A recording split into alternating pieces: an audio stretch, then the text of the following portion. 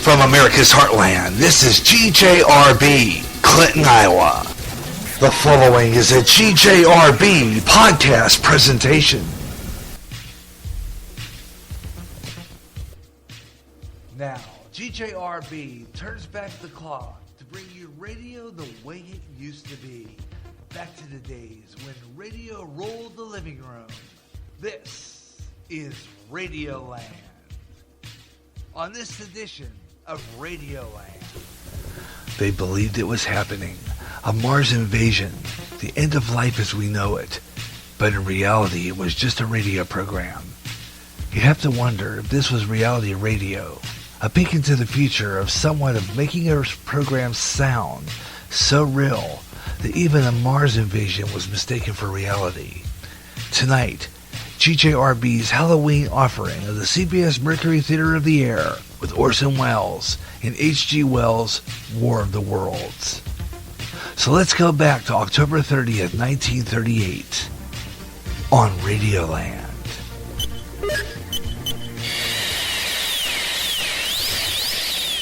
The Columbia Broadcasting System and its affiliated stations present Orson Welles and the Mercury Theater on the Air in The War of the Worlds by H.G. Wells.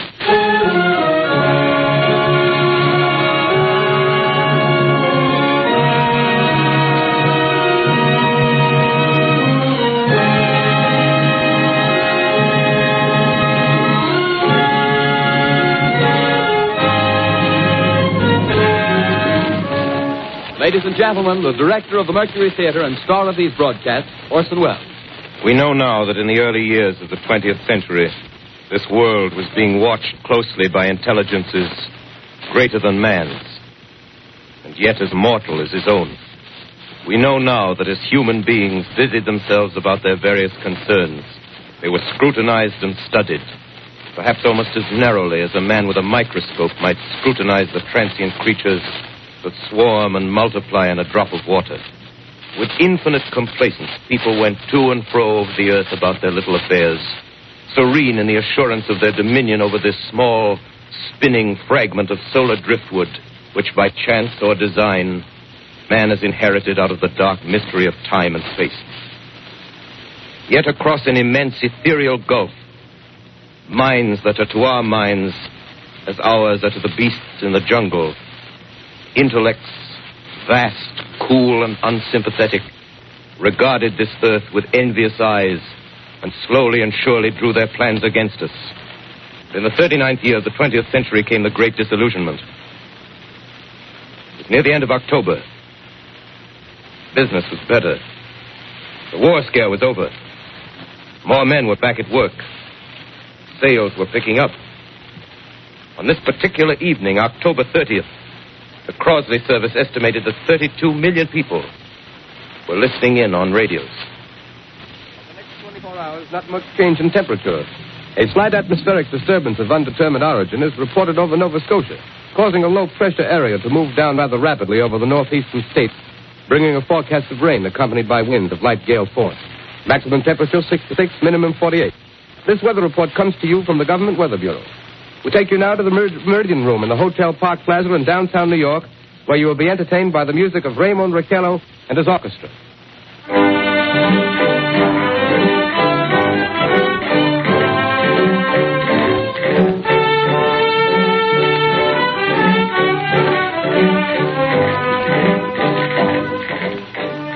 Good evening, ladies and gentlemen. From the Meridian Room in the Park Plaza Hotel in New York City, we bring you the music of Raymond Raquello and his orchestra. With a touch of the Spanish, Raymond Raquello leads off with La Comparsita.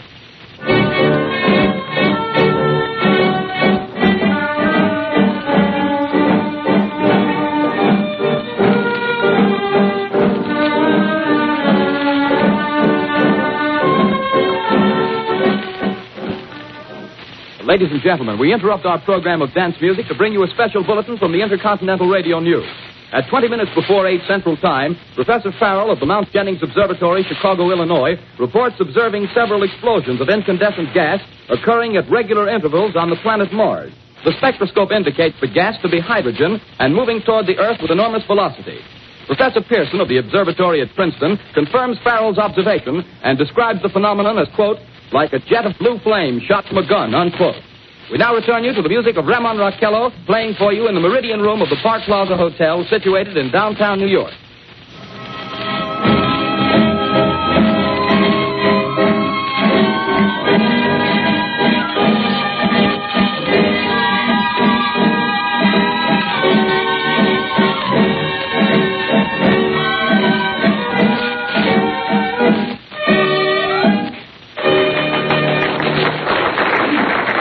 And now a tune that never loses favor. The ever-popular Stardust. Raymond Raquello and his orchestra.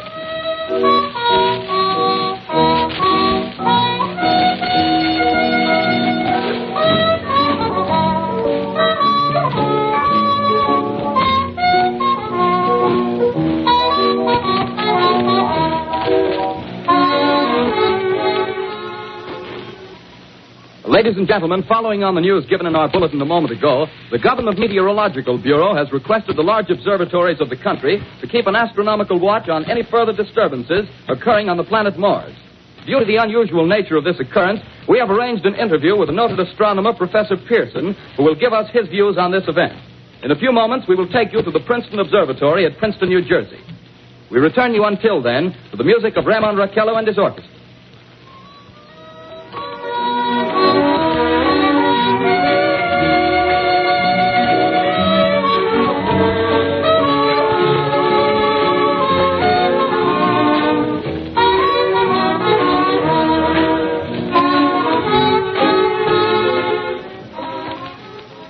We are ready now to take you to the Princeton Observatory at Princeton, where Carl Phillips, our commentator, will interview Professor Richard Pearson, famous astronomer. We take you now to Princeton, New Jersey. Carl Phillips speaking to you from the observatory at Princeton. I'm standing in a large semicircular room, pitch black except for an oblong split in the ceiling. Through this opening, I can see a sprinkling of stars that cast a kind of frosty glow over the intricate mechanism of the huge telescope.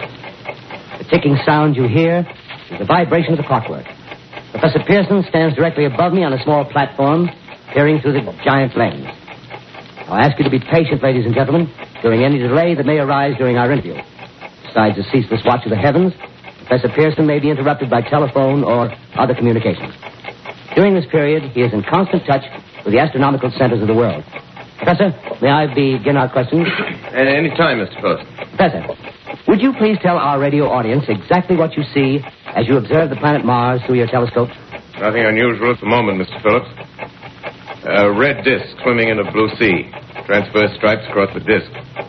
Quite distinct now because Mars happens to be at the point nearest the Earth, in opposition, as we call it. In your opinion, what do these transverse stripes signify, Professor?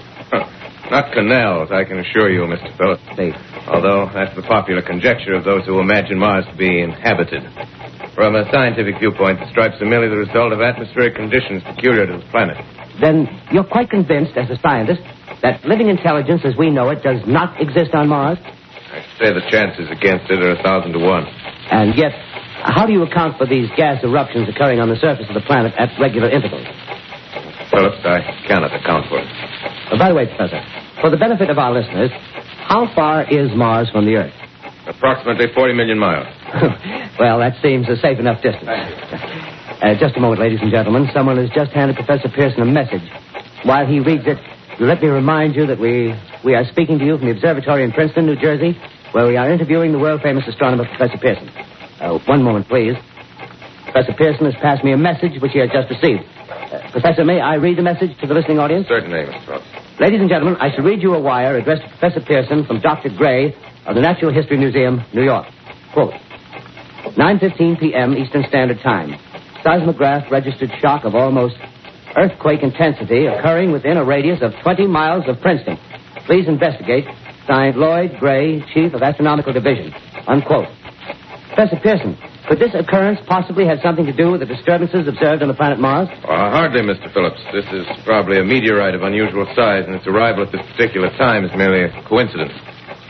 However, we shall conduct a search as soon as daylight permits. Thank you, Professor. Ladies and gentlemen, for the past 10 minutes, we've been speaking to you from the observatory at Princeton, bringing you a special interview with Professor Pearson, noted astronomer. This is Carl Phillips speaking. We are returning you now to our New York studio.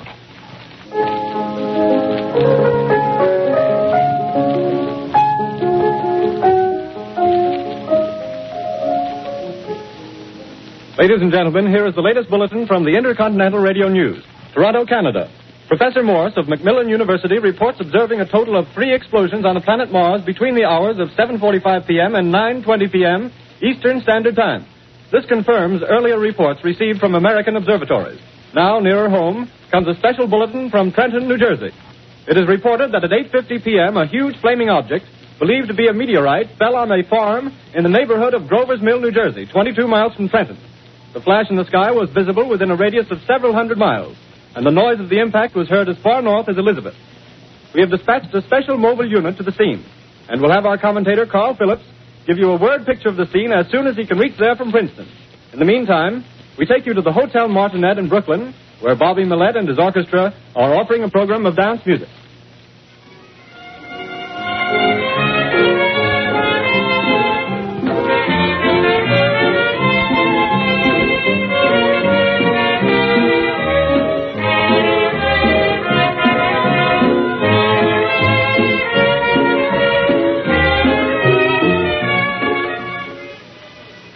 We take you now to Grover's Mill, New Jersey. Ladies and gentlemen, this is Carl Phillips again, out at the Wilmot Farm, Grover's Mill, New Jersey. Professor Pearson and myself made the 11 miles from Princeton in 10 minutes. Well, I hardly know where to begin. To paint for you a word picture of the strange scene before my eyes, like something out of a modern Arabian Nights. Well, I just got here. I haven't had a chance to look around yet. I guess that's it. Yes, I guess that's the thing directly in front of me. Half buried in a vast pit. Must have struck with terrific force. The ground is covered with splinters of a tree. It must have struck on its way down. But I can see the object itself doesn't look very much like a meteor. At least not the meteors I've seen. It looks more like a huge cylinder. Has a diameter of, what would you say, Professor Pearson? What's that? What would you say, what's the diameter of this? About 30 yards. About 30 yards. The metal on the sheath is, well, I've never seen anything like it. The color is sort of yellowish white. It's curious. Spectators now are pressing close to the object in spite of the efforts of the police to keep them back.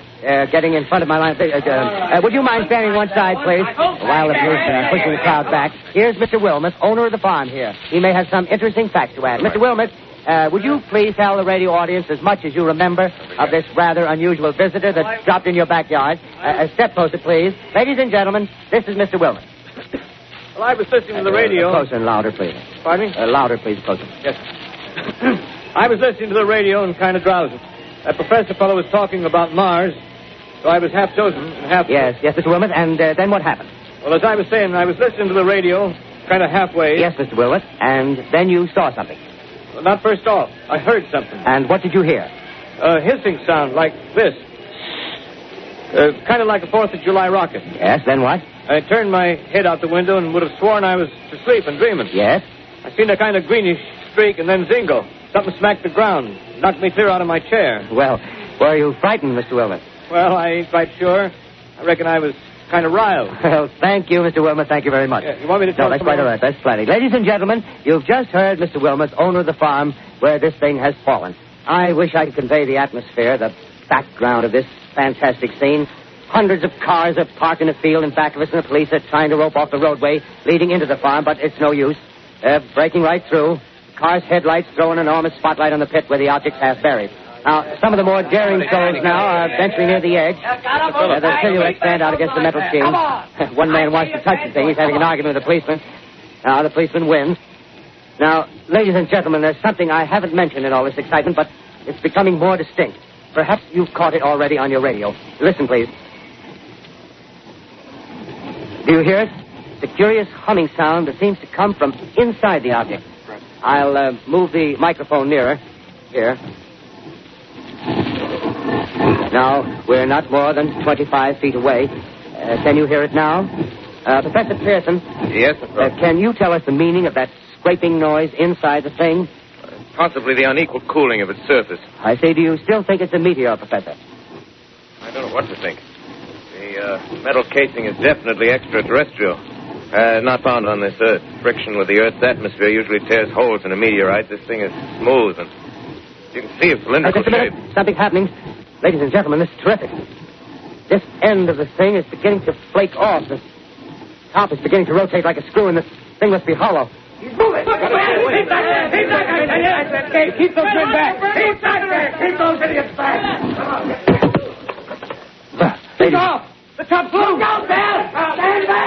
and gentlemen, this is the most terrifying thing I've ever witnessed. Wait a minute. Something I can see coming out of that black hole, two luminous discs. The eyes, it might be a face, might be almost... Good heavens, something wriggling out of the shadow like a gray snake. Now it's another one, and another one, and another one.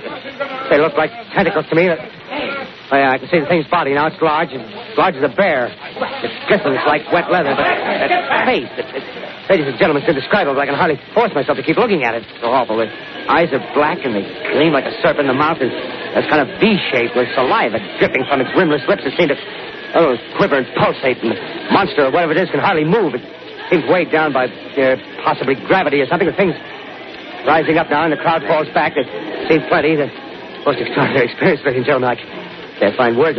Well, I'll pull this microphone with me as I talk. I'll have to stop the description until I can take a new position. Hold on, will you please? I'll be right back in a minute.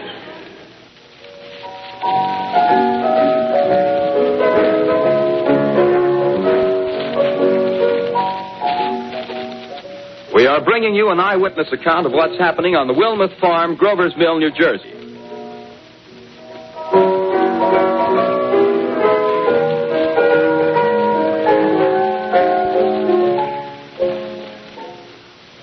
We now return you to Carl Phillips at Grover's Mill. Ladies and gentlemen, am I on? Ladies and gentlemen, here I am, back of a stone wall that adjoins Mr. Wilmuth's garden. From here, I get a sweep of the whole scene.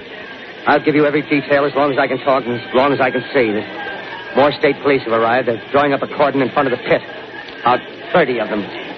No need to push the crowd back now. They're willing to keep their distance. The captain's conferring with someone. Can't quite see who. Oh, yes, I believe it's Professor Pearson. Yes, it is. Now they've parted, and the professor moves around one side, studying the object while the captain and two policemen advance with something in their hands. I can see it now. It's a white handkerchief tied to a pole. Flag of truce. If those creatures know what that means, what anything means. Wait a minute, something's happening. A humped shape is rising out of the pit. I can make out a small beam of light against a mirror. What's that? There's a jet of flame springing from the mirror, and it leaps right at the advancing men. It strikes them head on. Oh, Lord, they're turning into flames. Now the whole field's caught up by the woods, the barns, the gas tanks of the automobiles spreading everywhere. It's coming this way now, about 20 yards to my right. Ladies and gentlemen, due to circumstances beyond our control, we are unable to continue the broadcast from Grover's Mill. Evidently, there's some difficulty with our field transmission. However, we will return to that point at the earliest opportunity. In the meantime, we have a late bulletin from San Diego, California. Professor Indelkoffer, speaking at a dinner of the California Astronomical Society, expressed the opinion that the explosions on Mars are undoubtedly nothing more than severe volcanic disturbances on the surface of the planet. We continue now with our piano interlude.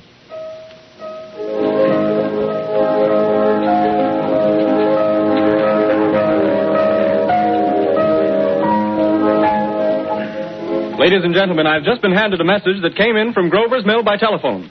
Just one moment, please. At least 40 people, including 6 state troopers, lie dead in a field east of the village of Grover's Mill. Their bodies burned and distorted beyond all possible recognition. The next voice you hear will be that of Brigadier General Montgomery Smith, commander of the state militia at Trenton, New Jersey. I have been requested by the governor of New Jersey to place the counties of Mercer and Middlesex as far west as Princeton and east to Jamesburg under martial law. No one will be permitted to enter this area except by special pass issued by state or military authorities. 4 companies of state militia are proceeding from Trenton to Grover's Mill and will aid in the evacuation of homes within the range of military operations. Thank you. You have just been listening to General Montgomery Smith, commanding the state militia at Trenton. In the meantime, further details of the catastrophe at Grover's Mill are coming in. The strange creatures, after unleashing their deadly assault, crawled back in their pit and made no attempt to prevent the efforts of the firemen to recover the bodies and extinguish the fire. The combined fire departments of Mercer County are fighting the flames which menace the entire countryside. We have been unable to establish any contact with our mobile unit at Grover's Mill, but we hope to be able to return you there at the earliest possible moment. In the meantime, we take you to... Just one moment, please.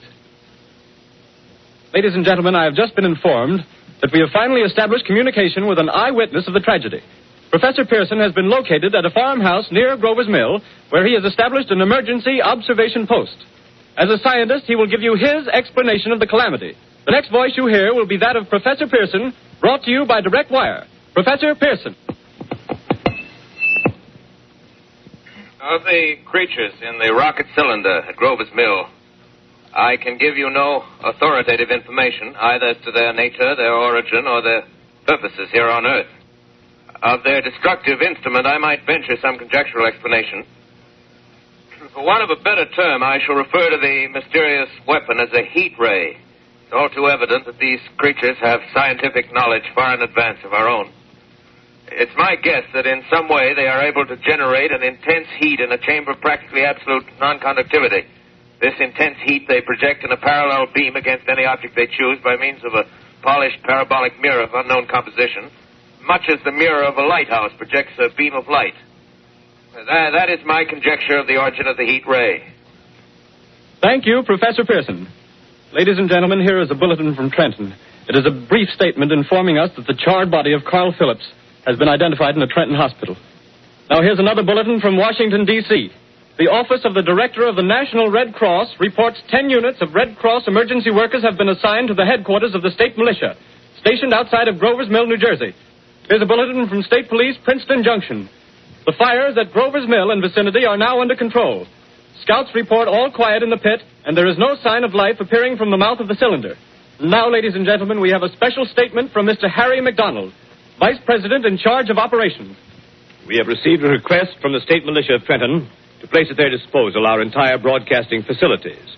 In view of the gravity of the situation, and believing that radio has a responsibility to serve in the public interest at all times, we are turning over our facilities to the State Militia at Trenton. We take you now to the field headquarters of the State Militia near Grover's Mill, New Jersey. This is Captain Lansing of the Signal Corps, attached to the State Militia, now engaged in military operations in the vicinity of Grover's Mill. Situation arising from the reported presence of certain individuals of unidentified nature is now under complete control. The cylindrical object, which lies in a pit directly below our position, surrounded on all sides by 8 battalions of infantry, without heavy field pieces, but adequately armed with rifles and machine guns. All cause for alarm, if such cause ever existed, is now entirely unjustified. The things, whatever they are, do not even venture to poke their heads above the pit. I can see their hiding place plainly in the glare of the searchlights here. With all their reported resources, these creatures can scarcely stand up against heavy machine gun fire. Anyway, it's an interesting outing for the troops. I can make out their khaki uniforms crossing back and forth in front of the lights. Looks almost like a real war. There appears to be some slight smoke in the woods bordering the Millstone River. Probably fire started by campers. Well, we ought to see some action soon. One of the companies is deploying on the left flank. A quick thrust and it'll all be over. Oh, wait a minute. I see something on top of the cylinder. No, it's nothing but a shadow. Now the troops are on the edge of the Wilmot Farm. 7,000 armed men closing in on an old metal tube. A tub, rather. Well, wait, that wasn't a shadow. It's something moving. Solid metal, kind of a shield-like affair rising up out of the cylinder. It's going higher and higher. What? It's standing on legs, actually rearing up on a sort of metal framework. Now it's reaching above the trees and the searchlights are on it. Hold on. Ladies and gentlemen, I have a grave announcement to make. Incredible as it may seem, both the observations of science and the evidence of our eyes lead to the inescapable assumption that those strange beings who landed in the Jersey farmlands tonight are the vanguard of an invading army from the planet Mars. The battle which took place tonight at Grover Mills has ended in one of the most startling defeats ever suffered by an army in modern times. 7,000 men armed with rifles and machine guns pitted against a single fighting machine of the invaders from Mars. 120 known survivors. The rest strewn over the battle area from Grover's Mill to Plainsboro, crushed and trampled to death under the metal feet of the monster, or burned to cinders by its heat ray. The monster is now in control of the middle section of New Jersey and has effectively cut the state through its center. Communication lines are down from Pennsylvania to the Atlantic Ocean. Railroad tracks are torn and service from New York to Philadelphia discontinued, except routing some of the trains through Allerton and Phoenixville. Highways to the north, south, and west are clogged with frantic human traffic. Police and army reserves are unable to control the mad flight. By morning, the fugitives will have swelled Philadelphia, Camden, and Trenton. It is estimated to twice their normal population. Martial law prevails throughout New Jersey and eastern Pennsylvania. At this time, we take you to Washington for a special broadcast on the national emergency. The Secretary of the Interior. Citizens of the nation, I shall not try to conceal the gravity of the situation that confronts the country. nor the concern of your government in protecting the lives and property of its people.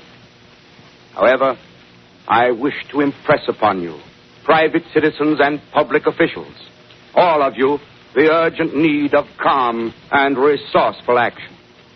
Fortunately, this formidable enemy is still confined to a comparatively small area, and we may place our faith in the military forces to keep them there. In the meantime, placing our faith in God, we must continue the performance of our duties, each and every one of us, so that we may confront this destructive adversary with a nation united, courageous, and consecrated to the preservation of human supremacy on this earth. I thank you. You have just heard the Secretary of the Interior speaking from Washington. Bulletins too numerous to read are piling up in the studio here. We're informed that the central portion of New Jersey is blacked out from radio communication due to the effect of the heat ray upon power lines and electrical equipment. Here's a special bulletin in New York. Cables have been received from English, French, and German scientific bodies offering assistance. Astronomers report continued gas outbursts at regular intervals on the planet Mars. The majority voiced the opinion that the enemy will be reinforced by additional rocket machines. There have been several attempts made to locate Professor Pearson of Princeton, who has observed Martians at close range.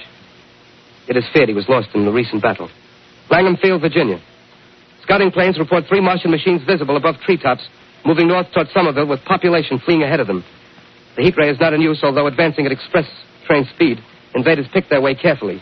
They seem to be making a conscious effort to avoid destruction of cities and countryside. However, they stop to uproot power lines, bridges, and railroad tracks. Their apparent objective is to crush resistance, paralyze communication, and disorganize human society. Here is a bulletin from Basking Ridge, New Jersey. Coon hunters have stumbled on a second cylinder similar to the first, embedded in the great swamp 20 miles south of Morristown. Army field pieces are proceeding from Newark to blow up the second invading unit before the cylinder can be opened and the fighting machine rigged. They are taking up a position in the foothills of Watchung Mountains. Another bulletin from Langham Field, Virginia. Scouting planes report enemy machines, now 3 in number, increasing speed northward, kicking over houses and trees in their evident haste to form a conjunction with their allies south of Morristown. Machines also sighted by telephone operator east of Middlesex within 10 miles of Plainfield. Here's a bulletin from Winstonfield, Long Island. A fleet of Army bombers carrying heavy explosives flying north in pursuit of enemy. Scouting planes act as guides. They keep the speeding enemy in sight. Just a moment, please, ladies and gentlemen. We've run special wires to the artillery line and adjacent villages to give you direct reports from the zone of the advancing enemy. First, we take you to the battery of the 22nd Field Artillery, located in the Watchung Mountains. Range 32 meters. 32 meters. Projection 39 degrees. 39 degrees. Fire. 140 yards to the right, sir. Shift range 31 meters. 31 meters. Projection 37 degrees. 37 degrees. Fire. Hit, sir. Got the tripod of one of them. They're stopped. The others are trying to repair it. Get the range. Shift 30 meters. 30 meters. Projection 27 degrees. 27 degrees. Fire. Can see the shell land, sir. Letting off a smoke. What is it? Black smoke, sir. Moving this way. Lying close to the ground. Moving fast. Put on gas mask. Get ready to fire. Shift to 24 meters. 24 meters. Projection 24 degrees. 24 degrees. Fire. Still can't see, sir. Smoke's coming nearer. Get the range. 23 meters. 23 meters. 23 meters. Projection 22 degrees. 22 degrees.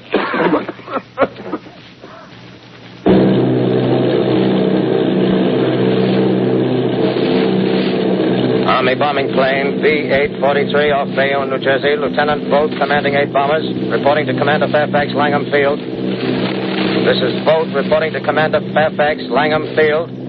Enemy tripod machines now in sight. Reinforced by 3 machines from the Morristown cylinder, 6 altogether. 1 machine partially crippled. Believed hit by shell from Army gun in Watchung Mountains. Guns now appear silent. A heavy black fog hanging close to the earth of extreme density, nature unknown. No sign of heat ray. Enemy now turns east, crossing Passaic River into the Jersey marshes. Another straddles the Pulaski Skyway. Evident objective is New York City. They're pushing down a high-tension power station. The machines are close together now, and we're ready to attack. Planes circling, ready to strike. 1,000 yards, and we'll be over the first. 800 yards. 600.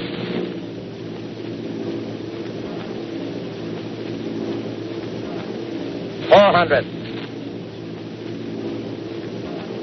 200. There they go. Giant arm raised. Green flash. Spraying us with flame. 2,000 feet. Engines are giving out. No chance to release bombs. Only one thing left. Drop on them, plane and all. We're diving on the first one. Now the engine's gone. 8. This is Bayonne, New Jersey, calling Langham Field. This is Bayonne, New Jersey, calling Langham Field. Come in, please. This is Langham Field. Go ahead. 8 Army bombers in engagement with enemy tripod machines over Jersey Flats. Engines incapacitated by heat ray. All crashed. 1 enemy machine destroyed. Enemy now discharging heavy black smoke in direction of... This is Newark, New Jersey. This is Newark, New Jersey. Warning. Poisonous black smoke pouring in from Jersey marshes. Reaches South Street. Gas masks useless. Urge population to move into open spaces. Automobiles use routes 7, 23, 24. Avoid congested areas. Smoke now spreading over Raymond Boulevard. 2X2L calling CQ. 2X2L calling CQ. 2X2L calling 8X3R. Come in, please. This is 8X3R coming back at 2X2L. How's reception? How's reception? Okay, please. Where are you, 8X3R? What's the matter? Where are you?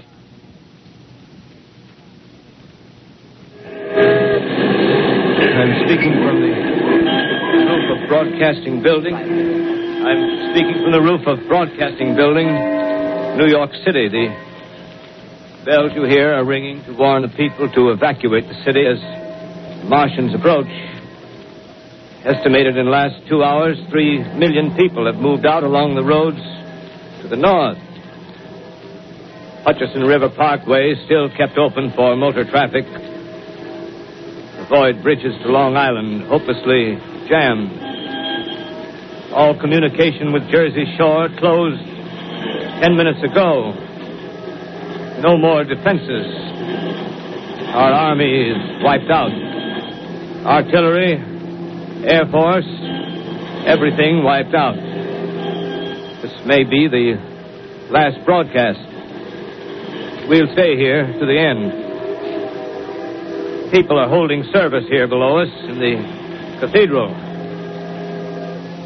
Now I look down the harbor, all manner of boats, overloaded with fleeing population, pulling out from docks. Streets are all jammed. Noise in crowds like New Year's Eve in city. Wait a minute, the enemy's now in sight above the Palisades. Five great machines. First one is crossing the river. I can see it from here, wading the Hudson like a man wading through a brook. A bulletin is handed me. Martian cylinders are falling all over the country. One outside of Buffalo, one in Chicago, St. Louis. Seem to be timed and spaced. Now the first machine reaches the shore. He stands watching, looking over the city. The steel cowlish head is even with the skyscrapers. He waits for the others. They rise like a line of new towers on the city's west side. Now they're lifting their metal hands. This is the end now. Smoke comes out, black smoke drifting over the city. People in the streets see it now. They're running toward the East River, thousands of them, dropping in like rats. Now the smoke's spreading faster. It's reached Times Square. People are trying to run away from it, but it's no use. They're falling like flies. Now the smoke's crossing 6th Avenue. 5th Avenue. 100 yards away. It's 50 feet.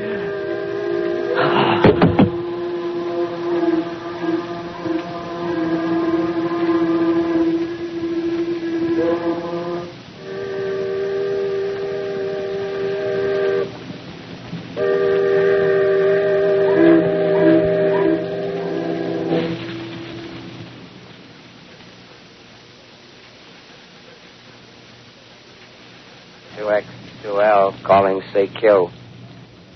2X2L calling CQ. 2X2L calling CQ, New York. Isn't there anyone on the air? Isn't there anyone on the air? Isn't there anyone? 2X2L. You are listening to a CBS presentation of Orson Welles and the Mercury Theater on the Air in an original dramatization of The War of the Worlds by H.G. Wells. The performance will continue after a brief intermission. This is the Columbia Broadcasting System.